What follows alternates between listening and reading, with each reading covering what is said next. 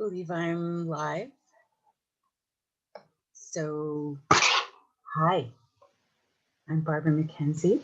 Today is Friday, and if you've been following me, you know what that is. It is Virtue's Wrap Day, and today I'm wrapping up the virtue of loyalty, which I have been looking at all week.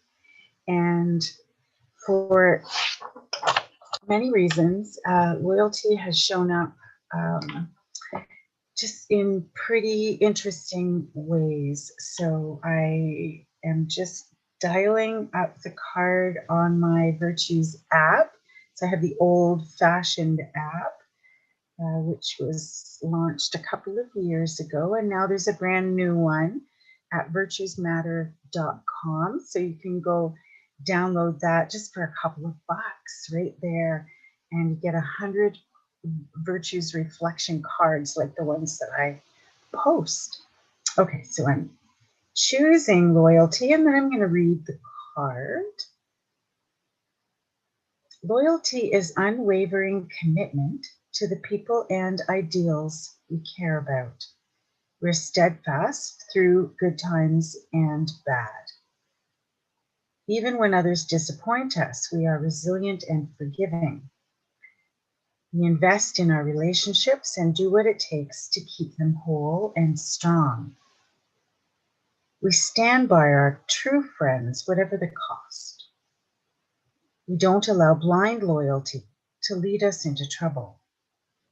Above all, we must be true to ourselves and loyal to what we know is right.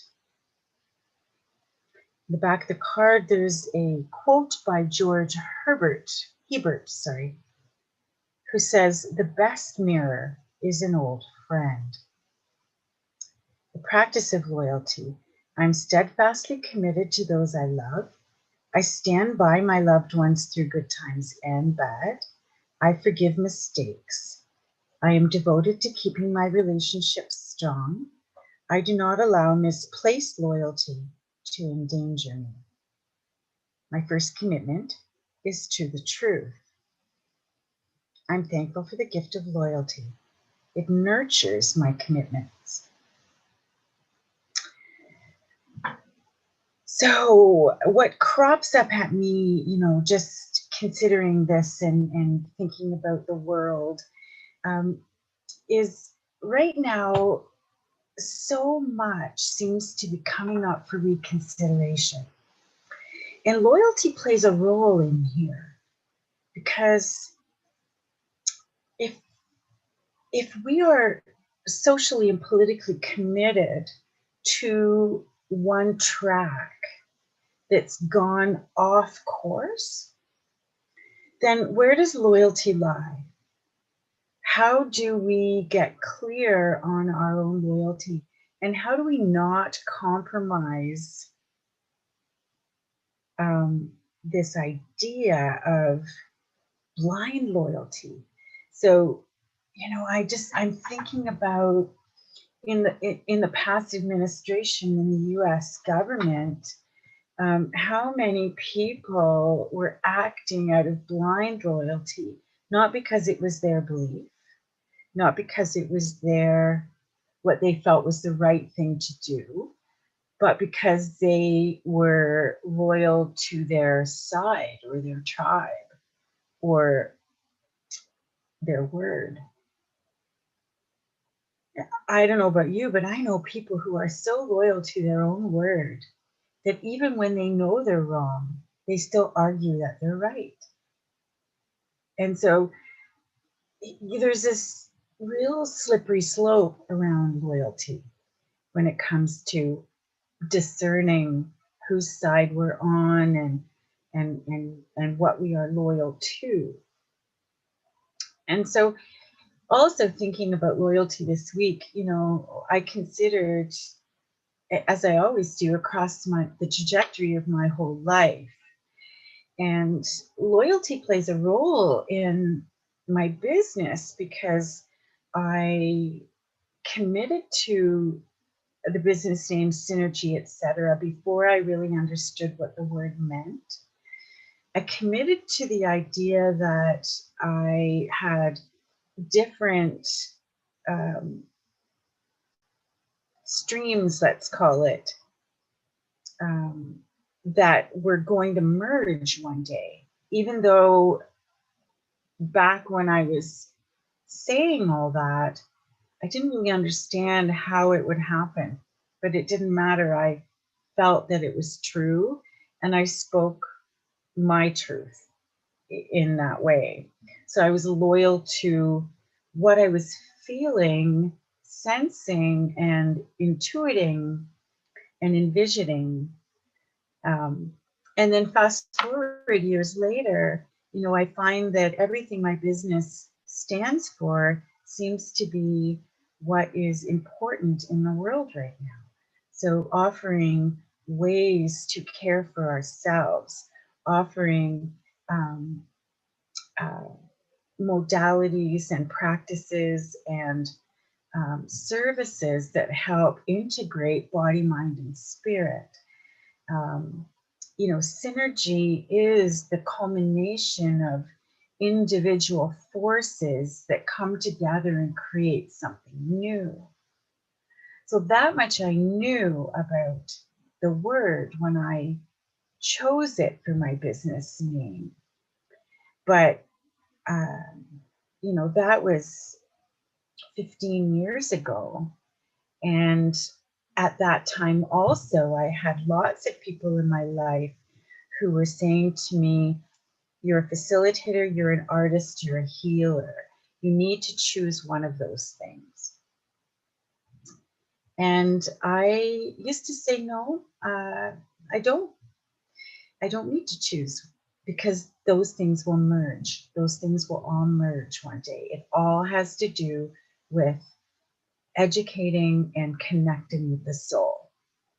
So, fast forward years later, when I came across the Virtues Project, I was already 27 years into my healing practice. And when I understood about virtues and the integral component within our bodies and our emotional body and the soul and the spirit of who we are, everything kind of clicked and just synced up. And loyalty to the mission, I have to just talk about that point for a second, because not that long ago I was on the verge of giving up, because nothing I'm doing seems to be creating any response. And I'm quite tired of not feeling heard and not feeling seen. And I'm working on myself in terms of clearing these things so that I can shift the internal paradigm that's going on within me, hoping it's shifting the external paradigm of my experience.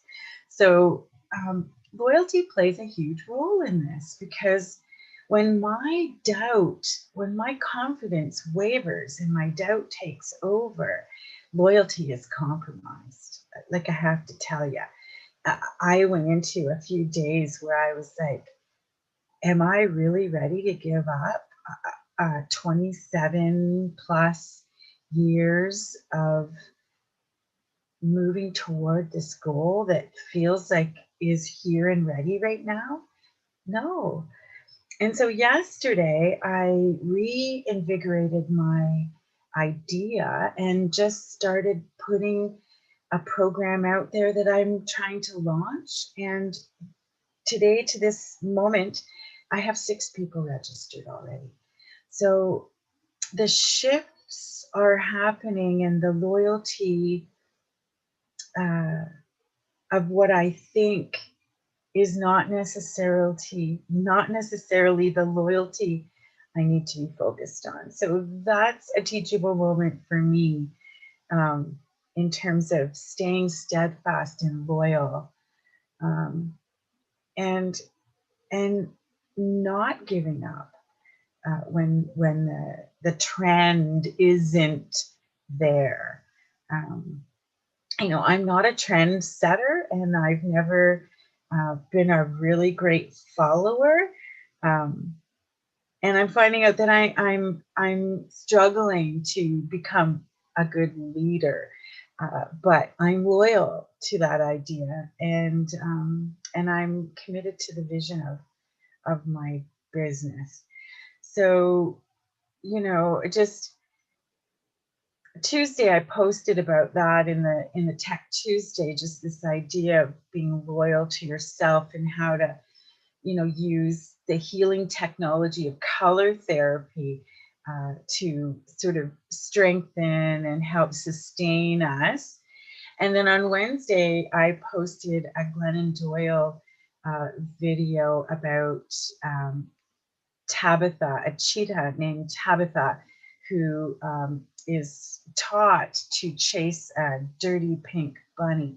If you don't know this story, you have to go check it out. I'll actually put the link in the description below in this video. Um, it's a good reminder about loyalty and blind loyalty and conditioned loyalty. So blind loyalty and conditioned loyalty, I think, are two completely different things. So I want to be clear that conditioned loyalty is not a choice. Blind loyalty is still a choice. We are still making a choice to follow something we know isn't right, or, you know, we have a sense of, but we're just blindly following. Whereas, you know, the other is unconscious loyalty, sort of set up within our personality in a way that is not necessarily conscious. Yeah.